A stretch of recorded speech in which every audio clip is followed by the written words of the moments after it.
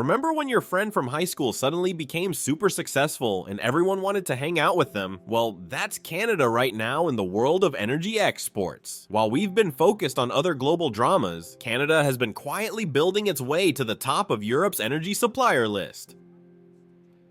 In this video, we're going to show you how this unexpected rise affects you.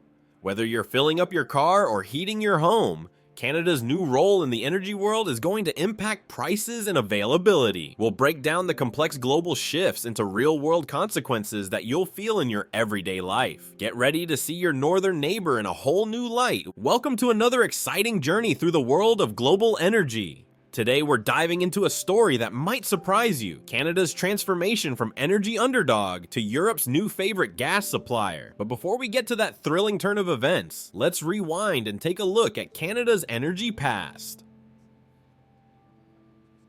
Did you know that not too long ago, Canada sent a staggering 97% of its oil exports to just one country? That's right, our neighbors to the north were practically joined at the hip with the United States when it came to energy trade. It's like having only one friend to share your lunch with every single day. Sure, it's convenient, but what happens when they decide they're not hungry? This one-sided relationship put Canada in a pretty tight spot. Imagine being a store with only one customer. If they stop buying, you're in big trouble. That's the kind of risk Canada was facing with its energy exports. The US was calling all the shots, and Canada was left crossing its fingers, hoping the relationship would stay strong. But here's the thing, the global energy market is like a bustling marketplace, with buyers and sellers from all corners of the world. And there was Canada, stuck in its little corner, unable to reach out to other potential customers. It's like having a fantastic product but being unable to ship it anywhere except next door.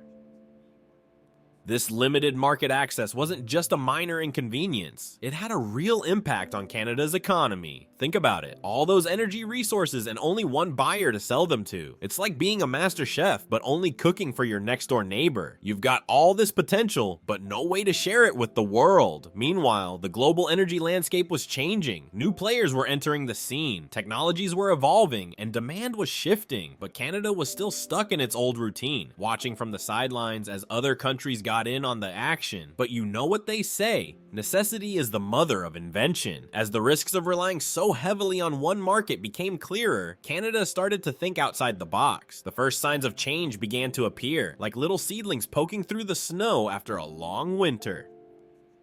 Canadian energy companies and policymakers began to realize that there was a whole world out there hungry for energy. They started to dream big, imagining a future where Canadian oil and gas could reach markets across the oceans. It was like Canada was finally ready to spread its wings and fly beyond its comfortable nest. This newfound ambition was the spark that would ignite a major transformation in Canada's energy strategy. The potential for growth was enormous. Just picture all those untapped markets, all those potential customers who had never even tasted Canadian energy before. As Canada began to look beyond its southern neighbor, a world of possibilities opened up. It was like discovering a whole new continent of opportunity. The question wasn't just, how can we sell more to the US anymore? Now it was, how can we reach the entire world? While Canada dreamed of conquering world markets, a quiet revolution was brewing along its eastern seaboard. Could a few neglected harbors really transform the nation's energy future? As it turns out, the answer was a resounding yes. Picture this, a string of sleepy coastal towns, their once bustling ports now shadows of their former glory. These forgotten gateways to the Atlantic held the key to Canada's energy ambitions, just waiting to be unlocked. It's a tale of transformation that would make even Cinderella's fairy godmother proud. But let's rewind a bit. Why the East Coast? Well, it's all about location, location, location. These ports were perfectly positioned to serve the European market, offering a tantalizing shortcut across the Atlantic. It was like Canada suddenly realized it had a secret passage to energy stardom right in its backyard. Now, upgrading these ports wasn't just a matter of slapping on a fresh coat of paint and calling it a day. Oh no, we're talking about a massive overhaul that would make your favorite home renovation show look like child's play. These upgrades involved intricate technical challenges that would give even the most seasoned engineers a run for their money. Imagine trying to retrofit century-old harbors to handle massive tankers filled with liquefied natural gas, LNG. It's like trying to park a jumbo jet in your driveway. You need some serious modifications. The ports needed deeper channels, stronger docks, and state-of-the-art loading facilities. And let's not forget the specialized equipment needed to handle LNG, which is cooled to a chilly 162 degrees, 260 degrees. But here's the kicker. All of this required a hefty chunk of change and some serious political willpower. We're talking billions of dollars in investments and years of planning and construction. It was a bet on Canada's energy future, and boy, did it pay off.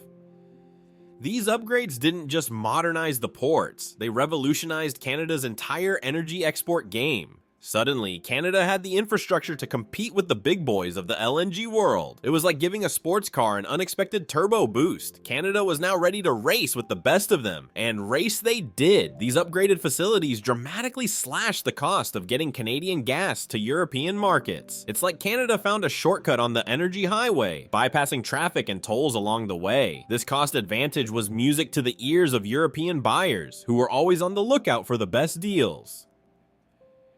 But wait, there's more. These East Coast upgrades didn't just make Canada more competitive, they made it downright irresistible to European buyers. Why? Well, it's all about that magic word, diversification. Europe was itching to break free from its reliance on traditional suppliers like the US and Russia. They wanted options, and Canada was serving them up on a silver platter. And let's not forget about stability. In the world of energy, predictability is worth its weight in gold, or should we say natural gas.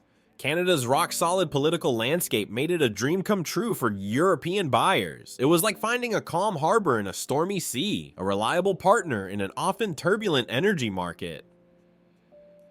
As the final pieces of the upgrade puzzle fell into place, the impact on Canada's export potential was nothing short of extraordinary. Those once sleepy harbors were now humming with activity, ready to send Canadian gas across the Atlantic in record time and quantities. It was like watching a caterpillar transform into a butterfly. Canada's energy sector had truly spread its wings. Just when you thought Canada had played all its cards, it turns out our northern neighbors were holding a royal flush. With its newfound export capabilities, Canada wasn't content to simply join the global energy game. It was ready to rewrite the rulebook.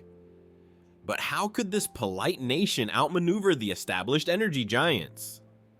The answer lies in a daring strategy that would make even the boldest chess grandmaster proud. While the United States was busy shouting America first, Canada was quietly whispering, "Let's make a deal," to partners around the world. This shift in strategy wasn't just about selling more gas, it was about reshaping the entire global energy landscape. And boy, did it work! Canada's diplomatic efforts kicked into high gear as it began negotiating new trade agreements left and right. The European Union, still reeling from energy shortages and political tensions with traditional suppliers, found itself captivated by Canada's charm offensive. Suddenly, those upgraded East Coast ports weren't just convenient, they were a lifeline to a stable, reliable energy partner. But Canada didn't stop there. While everyone was focused on the Atlantic, Canadian negotiators were also making moves in the Pacific. Japan and China, two of the world's biggest energy consumers, found themselves drawn into Canada's web of energy diplomacy. These new partnerships weren't just about selling more gas. They were about creating a network of allies that would reduce Canada's dependence on any single market. Now, you might be wondering, what does all this diplomacy actually mean for Canada's energy exports? Well, let me tell you, it means everything. These new trade agreements opened up a world of possibilities for Canadian energy companies. Suddenly, they weren't just competing for scraps in the US market, they were major players on the global stage. But here's where things get really interesting. Canada's entry into the global LNG market didn't just benefit Canada, it sent shockwaves through the entire industry. US LNG exporters, who had grown comfortable with their dominant position, found themselves under pressure. They had to lower prices or renegotiate contracts just to maintain their market share in Europe. Talk about a plot twist. And it's not just about natural gas. Canada's focus on sustainable development and ethical growth strategies in energy exports is creating opportunities in future industries like renewable energy and green technology. It's like Canada isn't just playing the energy game, it's already preparing for the next round. The geopolitical implications of Canada's new energy relationships are huge. By diversifying its export markets, Canada has not only secured its economic future, but also increased its global influence.